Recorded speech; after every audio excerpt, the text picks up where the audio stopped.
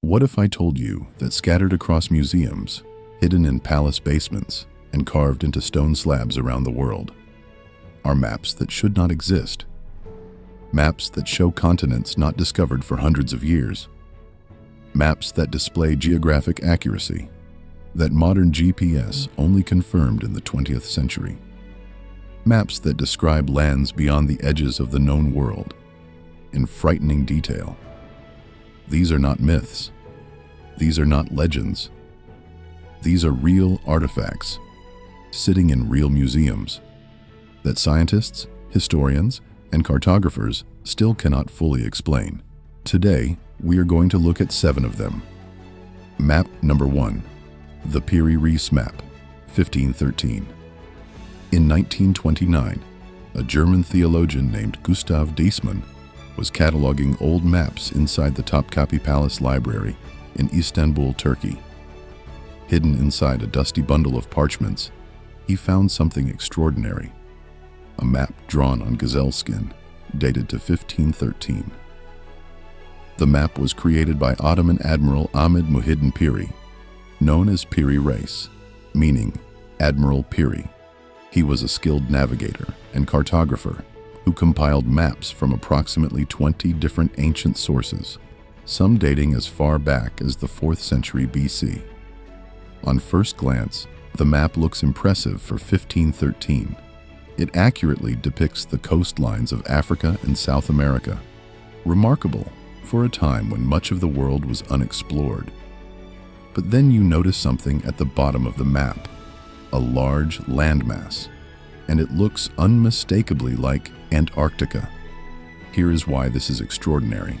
Antarctica was not officially discovered until 1820, over 300 years after this map was drawn. But the mystery goes even deeper.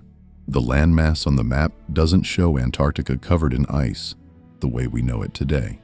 It shows the coastline beneath the ice, the actual geological shape of Antarctica that was only confirmed by modern seismic surveys and satellite technology in the 20th century. Antarctica hasn't been free of ice for over 6,000 years. So who gave Piri Reis a map of it? Professor Charles Hapgood, a University of New Hampshire academic, studied this map extensively in 1965.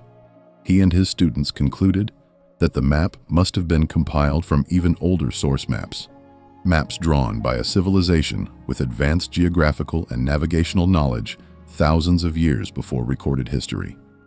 U.S. Air Force Captain Lorenzo W. Burroughs, a cartography expert, wrote to Hapgood, stating that the depiction of Antarctica's Princess Martha Coast appeared to be truly represented and accurate to modern measurements. He could not explain how. Skeptics argue the southern landmass may simply be the tip of South America bent downward due to limited parchment space, with Piri Reis's own notes describing the region as very hot and full of snakes. Others maintain that the Antarctica interpretation remains unanswered. The map is real. It sits in the Topkapi Palace in Istanbul to this day, and no one, not a single historian, scientist, or cartographer, has been able to fully explain how a 16th century Turkish admiral accurately depicted a continent that wasn't discovered for 300 more years. Map number 2. The Nazca Lines, a map carved into the earth itself, 200 BC to 600 AD, in the arid desert plains of southern Peru, 200 miles southeast of Lima, lies one of the most bizarre and baffling sights on the face of the earth. Covering an area of nearly 450 square kilometers, that is 174 square miles, are hundreds of enormous drawings etched into the desert floor. There are over 800 straight lines, 300 geometric figures, and more than 70 animal and plant designs, some measuring up to 1,200 feet long. A hummingbird, a condor, a spider, a monkey, a human figure, all drawn with perfect, unbroken lines at a scale so massive they can only truly be seen from the air. They were created between 200 BC and 600 AD by the ancient Nazca civilization. and they have baffled the world ever since they were spotted by commercial airline pilots in the 1930s. Here is the question that no scientist has been able to answer for nearly 100 years. Why? These drawings can only be fully seen and appreciated from the air. But the Nazca people had no aircraft, no hot air balloons, no drones, no satellites. American professor Paul Kosok was the first to study them seriously. He called the Nazca Lines the largest astronomy book in the world, suggesting they mapped the stars and constellations. German mathematician Maria Reich spent her entire life studying them and believed they were a giant astronomical calendar. But in 1967, astrophysicist Gerald Hawkins used computer analysis and found no consistent astronomical correlation. The calendar theory was largely dismantled. Other theories include religious offerings to gods visible from the sky, markers pointing toward underground water sources in the dry desert, ceremonial walking paths for ritual purposes, or, as some have controversially suggested, landing strips for aircraft from an unknown civilization. In 2019, AI technology developed alongside IBM scientists helped researchers discover 303 additional hidden geoglyphs in just 6 months, nearly doubling the total number known. Scientists now believe there are many more still to be found. After nearly a century of research, using the most advanced technology available, including satellites, drones, and artificial intelligence, the purpose of the Nazca Lines remains officially unexplained. Who were these drawings for, and how did people with no aerial capability create images that only make sense from the sky? Map number 3, the Saint Belec Slab, the 4,000-year-old treasure map, 1875 BC. In 1900, French archaeologist Paul de Chatelier excavated a prehistoric burial mound in the remote Brittany region of northwestern France. Inside, he found a large, flat slab of stone covered in strange carvings and markings. He didn't know what it was. He stored it in his castle, and after his death, it was donated to the National Archaeological Museum in France, where it sat in a cellar, forgotten, for over 100 years. In 2014, 2 researchers, archaeologist Clément Nicolas from Bournemouth University and Professor Yvonne Paillet from the University of Western Brittany, rediscovered the slab in the museum's basement. They began studying it using high-resolution 3D scanning, photogrammetry, and laser imaging. In 2021, they published their findings. The slab, carved approximately 1,875 BC, is the oldest known map of a specific territory ever discovered in Europe, possibly in the entire world. When the researchers compared the carvings on the stone with modern satellite maps of the Brittany region in France, they found an 80% match. The bumps and lines on the 4,000-year-old stone perfectly corresponded to rivers, mountains, and valleys still visible today.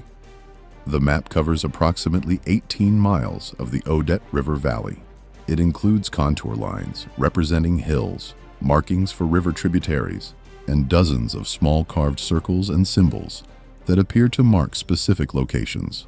But many of those symbols still cannot be decoded. Some appear to mark settlements or burial grounds that no longer exist or that have never been found. As researcher Clément Nicolas told the BBC, this is probably the oldest map of a territory that has been identified. There are several such maps carved in stone all over the world, but this is the first time a map has depicted an area on a specific scale. What's especially puzzling, the map was placed face inward inside a burial tomb, hidden from view.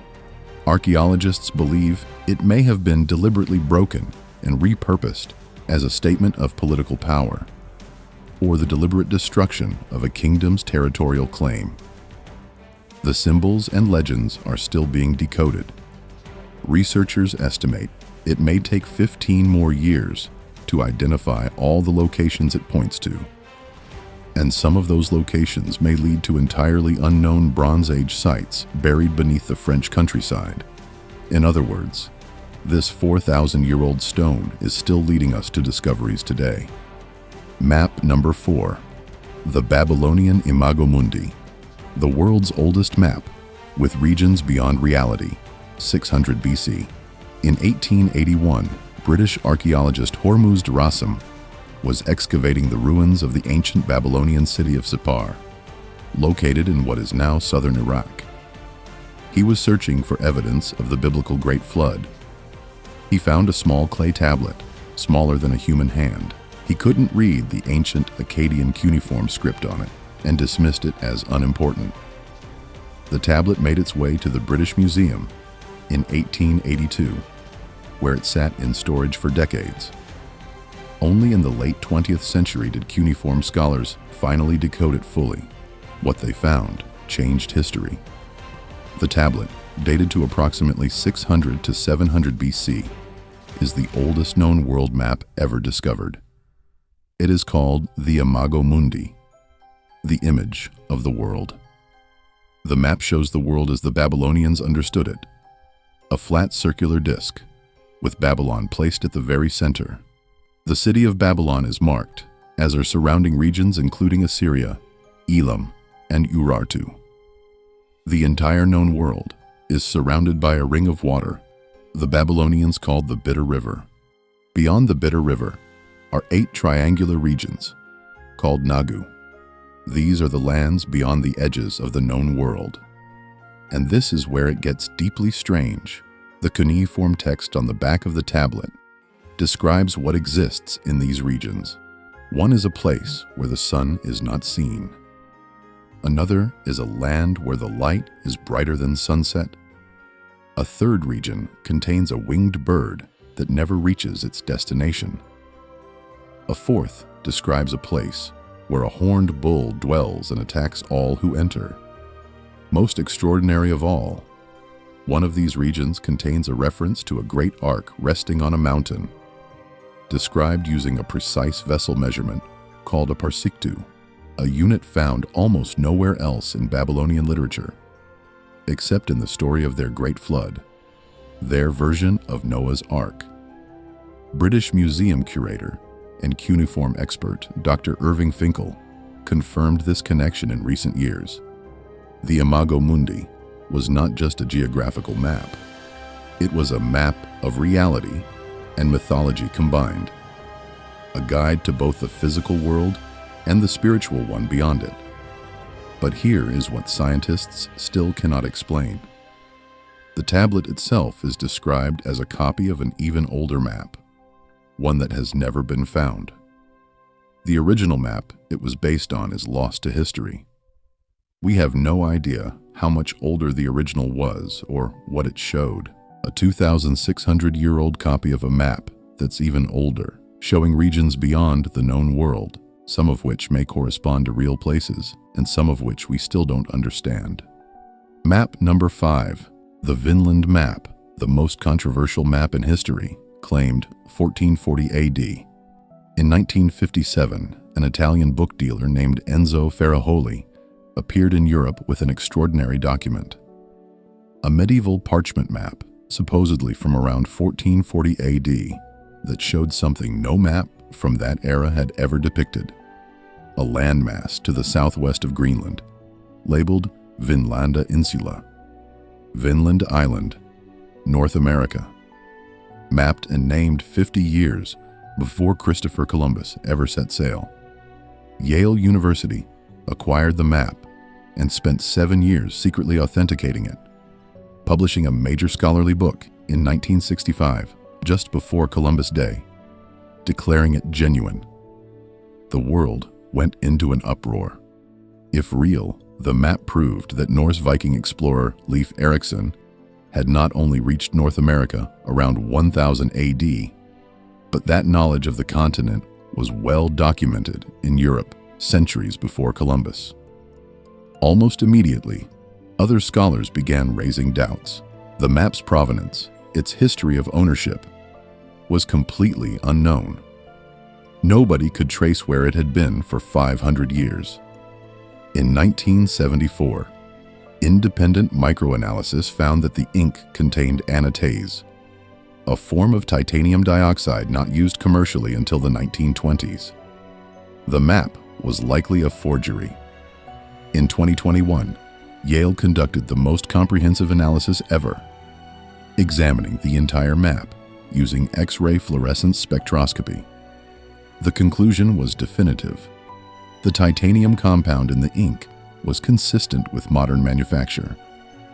The map was forged, most likely in the early 20th century. The Vinland map is a fake, Yale curator Raymond Clemens declared.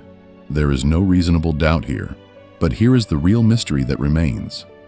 Even though the Vinland map was forged, the history it depicted is real. Whoever created the forgery based it on something.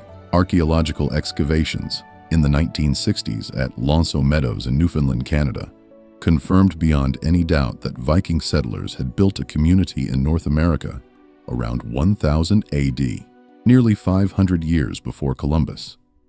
This means someone in the 20th century created a fake medieval map to prove something that was actually true.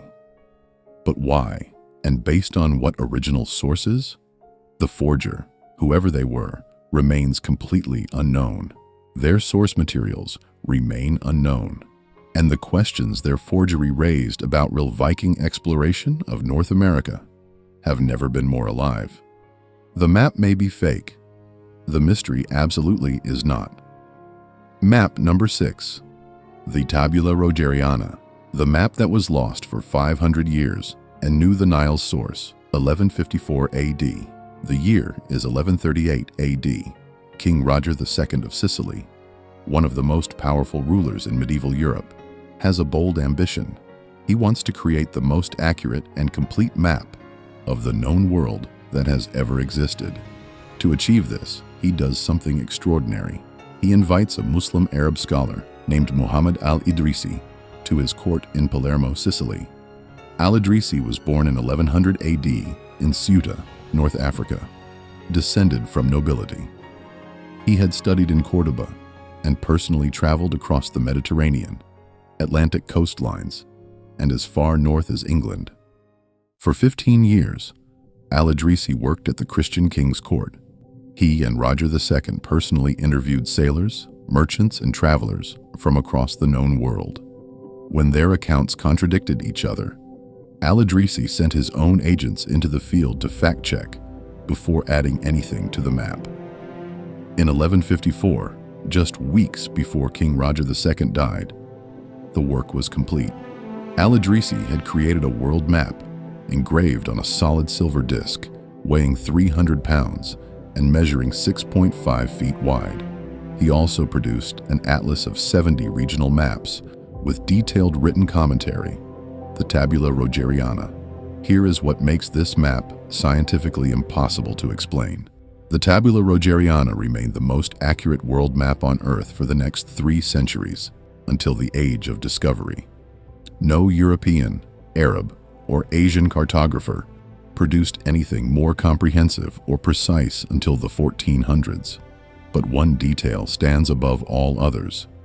The map accurately identified the 2 source lakes of the Nile River, in the heart of Central Africa, a region completely unknown to medieval Europeans. Al-Idrisi's positioning of these lakes was basically confirmed by 19th century European explorers John Hanning Speke and Samuel Baker. 7 centuries later, scientists and historians still cannot explain how Al-Idrisi knew this. The lakes in question, in modern-day Uganda and Tanzania, were not visited by any known European or Arab traveler until the 1800s. No documented expedition reached them before Baker and Speke, and yet the 12th century map shows them. There's another layer of mystery. The original 300-pound silver disc was destroyed, possibly melted down, after King Roger's death, and after Roger II's son William I was overthrown in 1160. Al-Idrisi fled Sicily. The book he carried with him disappeared into North Africa. The map was lost to European scholars for nearly 500 years. When it was finally republished in Rome in 1592, European explorers had already set sail for the New World. Some historians believe that if al-Idrisi's map had been translated into Latin and made available to European sailors earlier, the entire course of history, the age of discovery, the colonization of the Americas, might have unfolded completely differently. The man who created the most accurate map of the medieval world watched it vanish, and the knowledge it contained was lost for 500 years. Map number 7. The Tabula Peutingeriana, the only surviving map of the entire Roman Empire, hidden for 800 years, 4th to 5th century AD. In 1494, a German scholar and notorious collector of ancient artifacts named Conrad Celtis reportedly discovered an unusual parchment scroll hidden in a library, the exact location of which he deliberately never revealed. He kept it secret until his death in 1508, when he bequeathed it to his friend Conrad Peutinger, after whom the map is now named. What they had found was unlike anything else in existence, the only surviving map of the entire Roman Empire's road network. A parchment scroll 22 feet long and just 13 inches tall, depicting the known world from Britain to India, covering over 200,000 kilometers of roads across 3 continents. The map we have today is a 13th century copy, made by a monk in Colmar, France, around 1265 AD, of a 4th or 5th century Roman original, and that Roman original is itself believed to be a descendant of an even earlier map, commissioned by Marcus Agrippa, a close friend of the Emperor Augustus, around 20 BC. That original was engraved on marble and displayed in a public gallery in Rome. The Tabula Peutingeriana is the only surviving Roman world map from antiquity. There is no other. Every other Roman map is gone. This is it, the sole window into how the largest empire in Western history understood and visualized their world. And it is deeply, profoundly strange.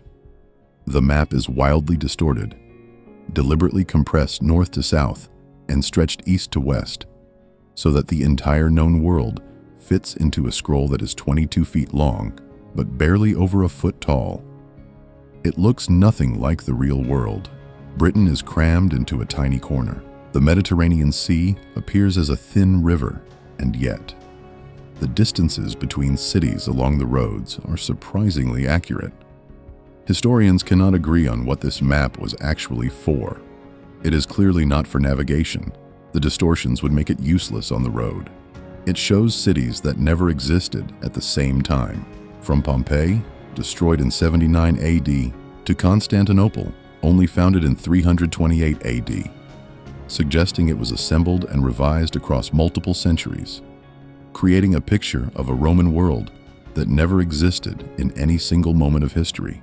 The map also reaches far beyond Rome's actual borders, into India, Sri Lanka, and hints of China, featuring a note over India reading, "Elephants are born here," and marking the furthest extent of Alexander the Great's empire in modern Tajikistan. It labels a temple to Augustus on the Malabar coast of India, a Roman trading port whose existence modern archaeology only recently confirmed. And here's the darkest mystery of all. Who originally made it? Why it was made? Who used it? And where it was hidden for 800 years before Celts found it are all completely unknown. Celts deliberately destroyed all clues about where he found it. Some scholars believe he stole it. The map's first 300 years of history are entirely, irreversibly lost. This is the only surviving map of the greatest empire the Western world has ever known. It shows a world that never existed in any single moment of time. And no one knows who made it, where it came from, or what it was truly for. 7 maps, 7 mysteries, and in every case, no matter how advanced our technology has become, no matter how many experts have studied them, the questions remain. A 16th century admiral, who who mapped an ice-free continent 300 years before it was discovered. Ancient people who carved the largest drawings on Earth, visible only from the sky. A Bronze Age stone that is still leading archaeologists to hidden discoveries today. A 2,600-year-old clay tablet describing regions beyond the edge of reality, copied from a map even older that we've never found. A Yale forgery that proved a truth about Viking history. A Muslim scholar who knew the source of the Nile 700 years before Europeans found it. And the only surviving map of the Roman Empire. A puzzle no one has ever fully solved. History is not finished, it is still being written. And the maps our ancestors left behind are still speaking to us. If only we would listen. Which of these maps do you think holds the greatest secret? Let me know in the comments below. And if this video made you think differently about the ancient world, subscribe. Because we are just getting started.